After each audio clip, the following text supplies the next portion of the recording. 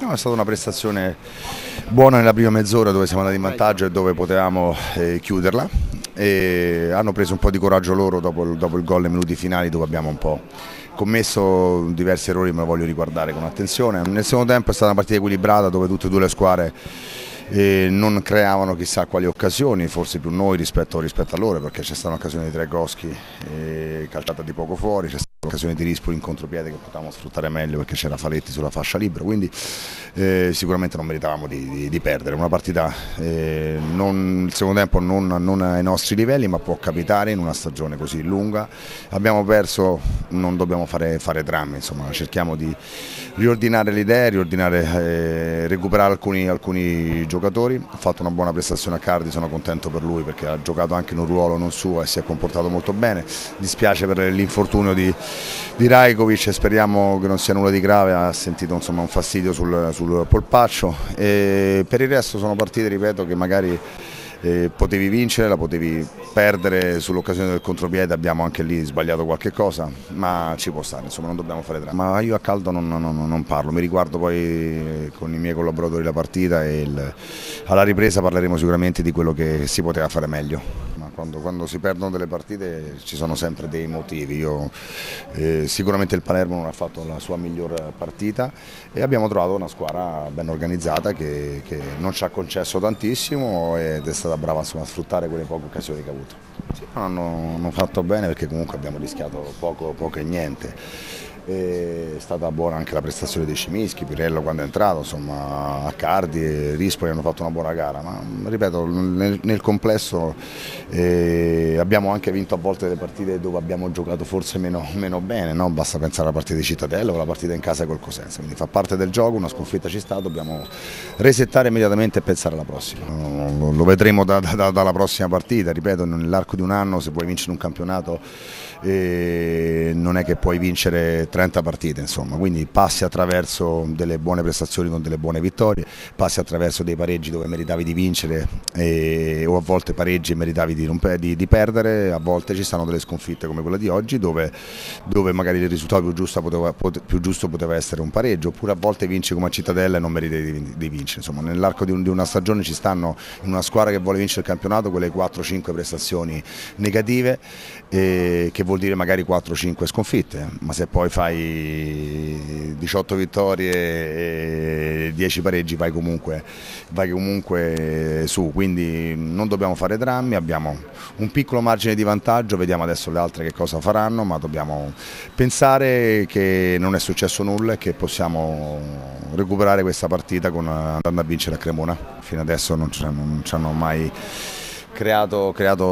queste cose, nessun problema, non è corretto neanche crearli ora degli alibi sulla sconfitta. Insomma, se entra l'occasione di Rispoli sul contropiede e vinciamo la partita si parla di un ottimo Palermo cinico che è riuscito a chiudere la gara, non è stato così ma non fa niente. C'è grande rammarico perché comunque è una partita in cui eravamo passati in vantaggio e non siamo stati abbastanza bravi quantomeno per tenerla sull'1-1, come siamo stati bravi altre volte, però serve grande equilibrio e bisogna affrontare la settimana come non l'affrontiamo con champagne e ostriche quando si vince, non dobbiamo affrontarla col brodino quando si perde, bisogna avere grande equilibrio perché è solo con l'equilibrio che si portano a casa i campionati e i risultati. Probabilmente abbiamo avuto nel primo tempo qualche occasione in più di loro e loro hanno avuto quella che ha salvato Scimischi sulla linea e il gol. Noi abbiamo avuto altre occasioni e il risultato alla fine nel primo tempo, se fossimo riusciti a fare il secondo era una partita un po' più semplice, però non l'abbiamo fatto e loro sono stati bravi, ingenui noi, però ecco, l'importante è tenere in equilibrio e lavorare come abbiamo sempre fatto, perché se abbiamo fatto i risultati fino adesso è perché abbiamo lavorato in un determinato modo e questo deve essere un incidente di percorso che ci dà la spinta e una motivazione in più per poi continuare come avevamo fatto fino ad oggi. Ma no, ma si parla di queste cose, si parla comunque da sempre e non ci hanno mai destabilizzato, perché non ci hanno mai toccato quando si vince e non ci cambia nulla quando poi si perde.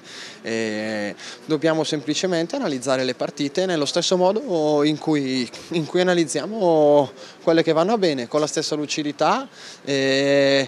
con la stessa autocritica, senza sentirsi in colpa o più delusi o più amareggiati di quello che è, perché arrivare a maggio partite del genere ci saranno e devi essere lucido e cercare di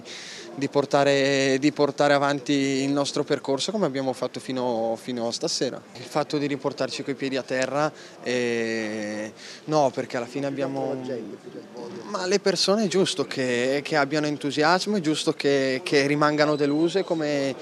siamo delusi noi. La differenza che deve esserci tra noi e le persone che fanno il tifo, come in qualsiasi ambiente lavorativo, è la lucidità di chi sta all'interno e di chi deve gestire poi in prima persona certe dinamiche, quindi